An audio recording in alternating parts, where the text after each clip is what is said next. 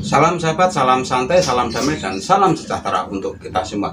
Nah, pada video singkat ini ya, di video tip ini kembali Om Bro menjawab request dari pertanyaan sobat-sobat Jamtrok Mania ya melalui WA. Untuk WA bisa Anda lihat di postingan komunitas di channel Om Bro Lover ya. Di situ sudah banyak sekali nomor WA. Kenapa Om Bro enggan menulis WA? Karena banyak sekali WA masuk ya, dari bank, dari ini, dari kuis dan macam-macam, itu banyak sekali. Jadi Om Bro hanya menulis di postingan komunitas saja khusus WA ya. Silahkan dicari ya di postingan komunitas Om Bro Lover itu. Nah, kita akan masuk ke video tip ya tentang pertanyaan untuk sobat mania ya, sobat Jamtrok Mania. Banyak sekali request ini, seperti Om Bro itu dikejar kayak kejar tayang gitu ya. Request banyak sekali, tetapi waktu untuk membuatnya itu terkadang itu susah sekali ya, karena harus kerja, harus berkebun, juga harus bikin video tip, masih ditambah merawat burung-burung, dan itu kesibukan dari Om Bro ya. Yang utama tetap bekerja, karena Om Bro juga seorang pekerja atau kuli gitu. Nah, untuk requestnya seperti ini, Om Bro, bagaimana cara mengkatrol ya emosi birahi cucak hijau setiap hari agar saat lomba selalu on atau selalu tancap? Nah, seperti ini. Mengkatrol ya harus hati-hati ya untuk berbicara ini ya. Mengkatrol itu ya, jangan sampai kesleo, bahaya nanti kalau kesleo. Nah, ini cara mengkatrol emosi dan birahi cucak hijau itu bisa kita imbangi dengan pola rawatan harian serta set EF yang benar-benar akan kita mainkan. Artinya seperti ini. Agar burung itu senantiasa stabil ya, stabil emosi dan birahi, kita harus memperlakukan yang namanya rutinitas mandi jemur pada cucak hijau.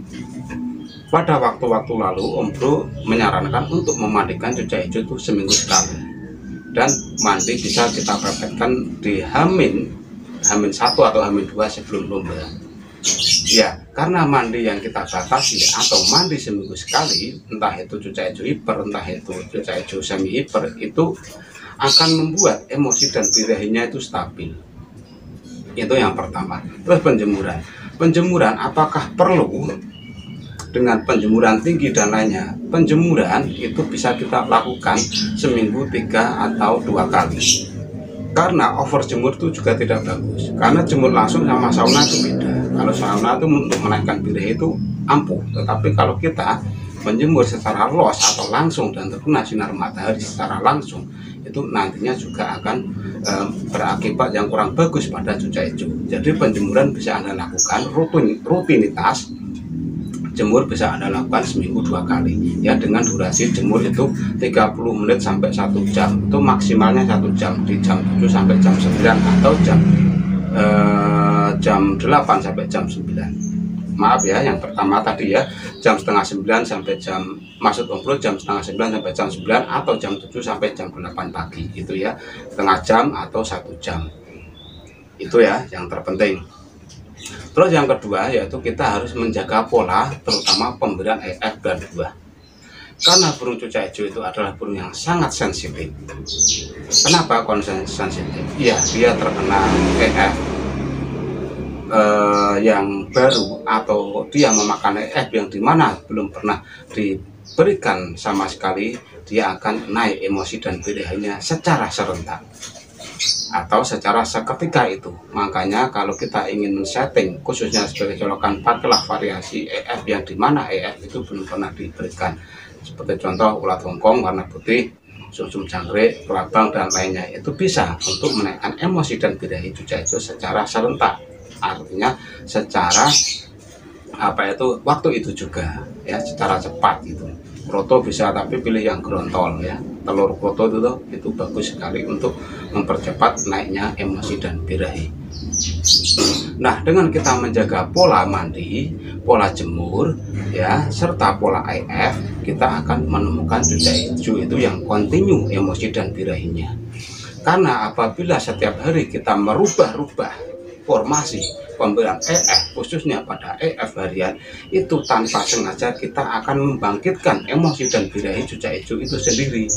Semisal Cucak hijau itu sudah mapan di setelan pagi 4 sore 4. Anda merubahnya menjadi pagi 5 sore 5, atau Anda merubah lagi pagi 3 sore 6, dan itu sangat tidak bagus, dan itu akan membuat cucak hijau itu naik emosi dan birahinya secara seketika. Karena apa? Tidak kontinu, tidak stabil.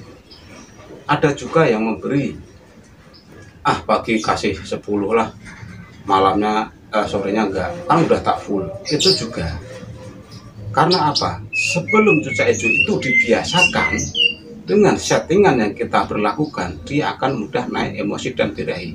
Beda kalau Anda pekerja ya, pekerja berangkat jam 7 pagi, pulang jam 7 malam, itu Anda bisa full pada pagi hari, dan itu nantinya cucak hijau itu juga akan terbiasa dengan pola pemberian makan oleh kita sendiri, gitu ya. Nah, jadi yang terpenting saat Anda memberikan zat harian, kalau jangkrik ya jangkrik saja, nggak usah dikasih embel-embel, nggak usah dikasih kroto, nggak usah dikasih ini, kecuali kroto dan EF lain Anda berikan saat ingin menaikkan emosi dan birahi saat di lokasi lomba atau sebagai settingan lomba. Kalau harian cukup pakai CK saja untuk pemberian CK dari segi harian, untuk mengkontrol emosi dan birahi cucak hijau supaya stabil. Dan untuk selanjutnya yaitu perlakuan pemberian buah. Buah itu yang paling efektif, yang paling nyaman ya tetap adalah pisang, karena pisang itu adalah menu wajib dari cucak hijau. Semua cucak hijau pasti dengan pisang ya, entah dari mana asalnya, yang penting ada pisang dia pasti makan, dan pisang itu wajib Anda berikan. Dan pisang ini juga harus kontinu ya, kontinu. Apabila Anda ingin menvariasi dengan sistem prasmanan bisa, tapi pilihlah buah yang aman seperti pisang atau kates, pepaya itu kan aman untuk kestabilan emosi dan birahi, tidak menaikkan dan tidak menurunkan, artinya itu stabil.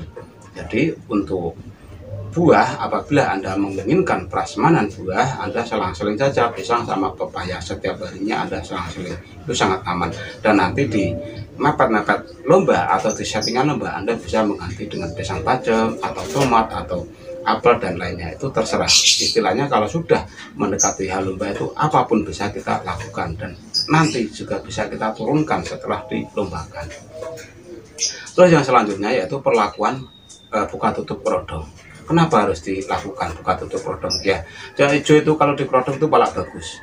Apa tidak OB? Tidak, sama sekali tidak. Karena untuk pengerodongan ini untuk mencegah cucak hijau itu manja dengan pemilik, atau cucak hijau itu OB melihat burung lain.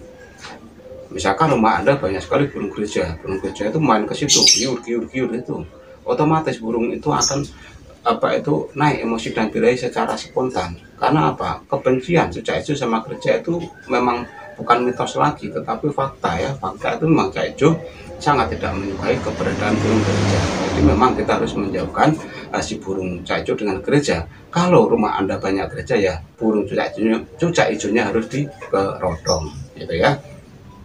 Yang jarang gereja juga harus dikerodong, karena fungsi kerodong itu untuk menstabilkan emosi dan birahi. Di samping itu juga membuat cucak hijau nyaman beristirahat dengan tenang ya, tenang tanpa gangguan.